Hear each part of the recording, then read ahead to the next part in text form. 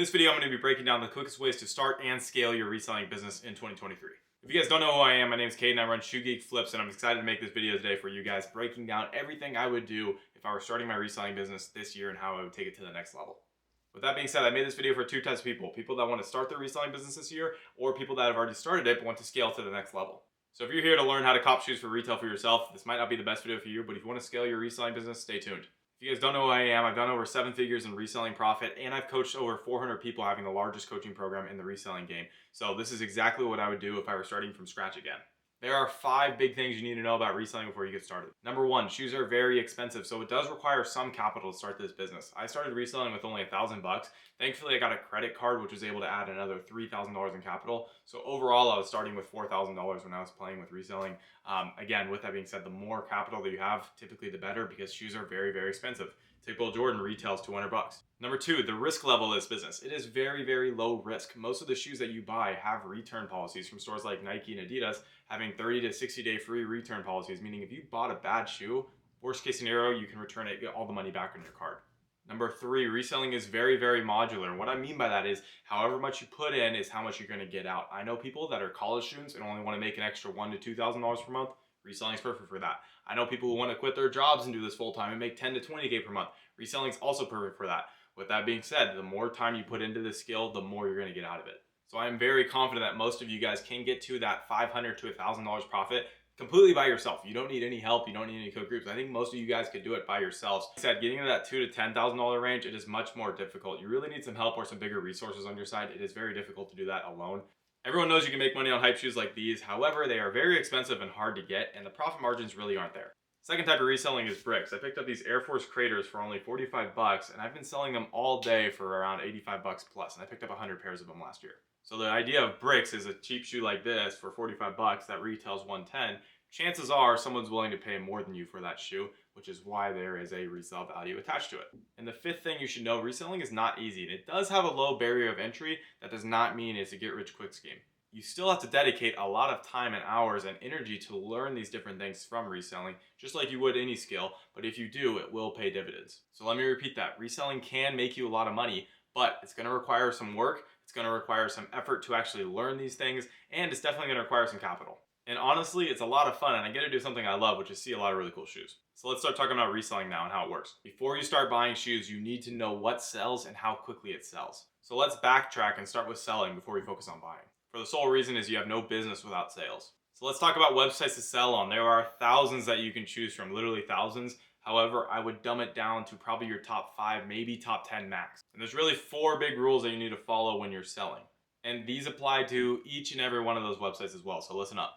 Number 1 is you want to list everywhere. Think about it. The more eyes you have on a product, the quicker you're going to sell it because more people are bidding on it. So list on platforms like StockX, Goat, eBay, Facebook, Mercari, OfferUp.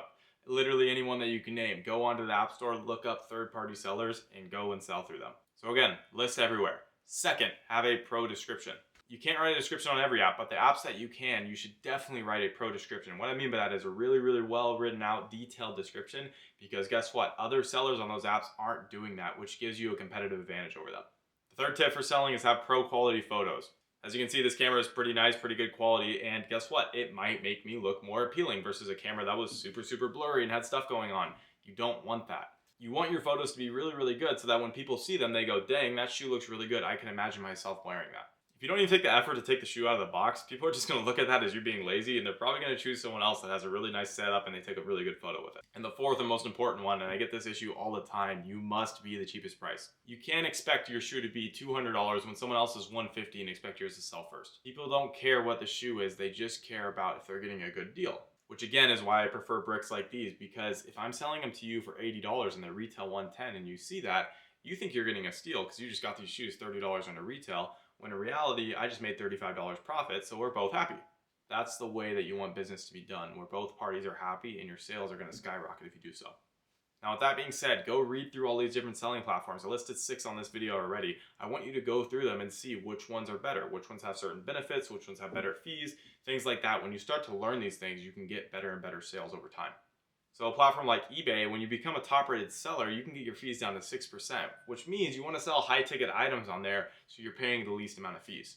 And I don't want to overwhelm or confuse anyone here, but when you get on a platform like Amazon, you can actually send stuff to them via FBA, and you pay a lot more fees, but they cover everything. They do the shipping, they do the storage, they do everything for you, so you can get paid for literally doing nothing. So you have to outweigh the pros and cons to each one of these websites to determine where's the best place to sell your shoe. You have to cross compare your shoe on each platform. A shoe that might be only $200 on StockX could be $250 on Goat or even $300 on eBay. Of course, you'd want to sell that shoe on eBay because you're going to get the most money. Now, I promise you, if you do those 4 things, you're going to sell shoes a whole lot quicker than everyone else. Now, let me give you the 2 biggest problems I see resellers have. Number 1, they list their shoes way too cheap, too good of deals, and they sell so quickly that you don't make the most money in the least amount of time. The second largest problem is people list their shoes way too high, so they never sell because they're listed too high. So you have to find that happy median of selling shoes quickly and also for a really good price, so you're making the most money in the least amount of time. I call it our QHM method. Now let's talk about buying shoes. When it comes to buying shoes, you have so many options. You can do online, you can buy used shoes and clean them up, you can do in-store. Which one's best? So let me tell you the benefits of all of them and which ones I like the most. When I first started reselling, the nearest Nike outlet to me was over 4 hours away, so I strictly did online sourcing. And what that means is going onto websites like Nike or Foot Locker or just random boutiques, using discount codes, getting these shoes cheap, and flipping them. Just like I told you earlier I did with these Air Forces. And online sourcing is great because it doesn't matter what state you're in, you can do it from anywhere and they just ship it straight to your house. In-store sourcing is where it gets a little bit more confusing. In-store sourcing takes a little bit more time and preparation. Again, when I first started, I had to drive over 4 hours to the nearest store, but on that trip, which is what we call a route, I would hit multiple stores. So I'd spend over 20 hours driving total to hit 6 to 7 stores, and after the whole trip, I'd come home with 70, 80, 90 pairs of shoes, so I didn't have to go for a while after. In-store sourcing is probably one of the easiest ways to get a ton of shoes in bulk, and a lot of different variety. Online is a lot easier to get singular pairs in bulk, just like those Air Forces. I got 100 pairs because I literally found one good link on a website, and I bought as many as I wanted. I don't recommend just sticking to in-store, and I definitely don't recommend just sticking to online. Why not do both? Online is so much easier. It just requires 15 to 30 minutes a day of you going on the internet, which everyone should have because you're watching this video right now, finding some good deals and shipping it to your house. What I recommend to my clients is going in-store twice per month at least. You do not have to do it every day. You definitely don't have to do it every week because of how much you can get every time you go. You definitely need to diversify yourself when it comes to reselling because where I see people struggle the most is they focus on one area, and then if they do bad in that area for a month, their profits tank. So for example, hype shoes. If you're only relying on hype shoes right now and you don't hit the newest release, guess what? Your profits go to zero. With reselling, truly anything can make you money, so you have to have everything on your radar. With that being said, I actually have my top 15 websites that I source from in my Discord. So if you guys want access to it completely free, just click the link down below. You can join our Discord. There's also my free mini course on there, which has over 130 hours of content that's exclusive to there, will not be on YouTube. Now in regards to hype shoes, there's definitely some other ways to hit shoes with Foot Locker and Champs. They do a thing called reservations. That's a whole nother video, and I'll make a whole nother topic on that. So when buying shoes in-store, the cheapest way to buy them is by using discount codes. Nike, for example, I get 15% off my entire purchase and 5% cashback with my credit card. That's 20% that other people aren't getting because they don't know how to do that. These are the best ways to increase your profits from reselling. Here's an example. I had a client, Josh, spend $10,000 in one day. He got over 100 pairs of shoes. 15% and 5% cashback saved him $2,000. This is where we make money with the bricks. If you only paid $8,000 for the shoes and you sold it for $10K, which is the original ticketed price, you make $2,000 profit for breaking even. So with bricks and hype shoes, you don't even have to sell them for a profit. You don't even have to resell them. You just sell them what Nike has them listed at. So that method is what we call price over product, which means don't worry about what the shoe is, worry about the price. The price is what justifies it being good or not. Now, in terms of online, again, you can use your credit cards to get cash back. If you don't have any special credit cards, get the Apple Card. It'll give you 3% cash back at Nike.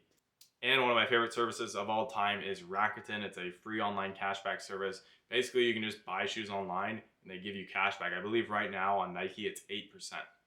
So if you bought a shoe for $100, they literally will give you $8 back for free. On my main Rakuten account, I made over $4,000 this last year, which is pretty crazy. Again, if you guys want access to sign up for my Rakuten link, it's in the description. So let me explain price over product again with these two shoes. You could buy one of these for $210, or you could buy 5 of these for basically the same price.